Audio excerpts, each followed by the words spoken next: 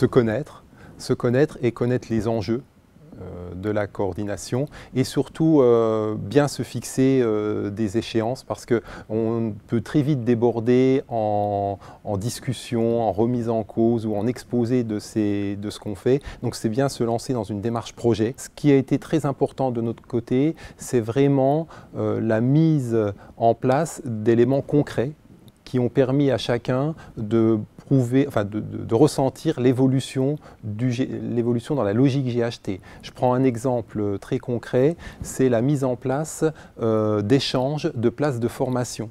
Donc ça, c'est quelque chose qu'on a pu mettre en place très rapidement grâce à l'appui de la NFH qui nous a ouvert une plateforme collaborative. Ce qui était très intéressant dans ce dispositif-là, c'est que les agents des services de formation ont tout de suite pris conscience qu'il y avait une plus-value puisque les groupes qui parfois n'étaient pas complets ou certaines formations qu'on hésitait parfois à monter parce que dans l'établissement on n'avait pas suffisamment d'agents partie prenante dans les formations potentiellement, eh bien, ont pu d'un seul coup se mettre en place avec les participants d'autres établissements. Et très vite, on a identifié les ressources que nous avions, les ressources pédagogiques, les salles, on a fait un annuaire de tous ces éléments-là et on a fait le choix d'orienter nos formations là où il y avait le plus de participants. Ce qui veut dire que le CHU n'est pas apparu comme un établissement hégémonique par rapport à tout ça. L'exemple de notre GHT réunit à la fois des établissements qui ont des spécialités de médecine, chirurgie, obstétrique, mais aussi de la psychiatrie pour d'autres établissements et les derniers du domaine du médico-social. Les tailles des établissements sont vraiment de taille très différentes, donc il faut vraiment que chacun puisse trouver un bénéfice dans le cadre du GHT. C'est un des éléments clés du succès du dispositif. Pour assurer les professionnels et leurs représentants, nous avons veillé à organiser plusieurs réunions de la conférence du dialogue social avec donc les partenaires sociaux de façon à bien définir les orientations que l'on posait et à bien démontrer que le GHT n'avait pas vocation à se substituer à la politique de formation de chaque établissement, mais au contraire de travailler sur les formations partagées au niveau des différents établissements partis, de façon à mettre en place une synergie. C'est d'abord effectivement de bien se connaître.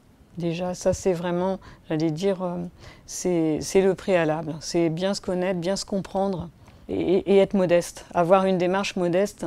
Et la politique qu'on s'est fixée, la politique des petits pas, c'est vraiment, ça nous représente réellement. Ça représente réellement la philosophie de notre groupe de travail. Donc se dire que notre plan est peut-être un peu modeste, en tout cas sur cette première année, mais on se sent tous capables de l'assumer et de l'animer. Et ça, c'est vraiment un point important pour nous. Le CHU s'est d'emblée positionné comme un des membres du GHT et pas avec une position, comment dire, hégémonique. La crainte des établissements partis du GHT, c'était de se voir absorbé par le CHU. Et aujourd'hui, ça n'est pas le cas.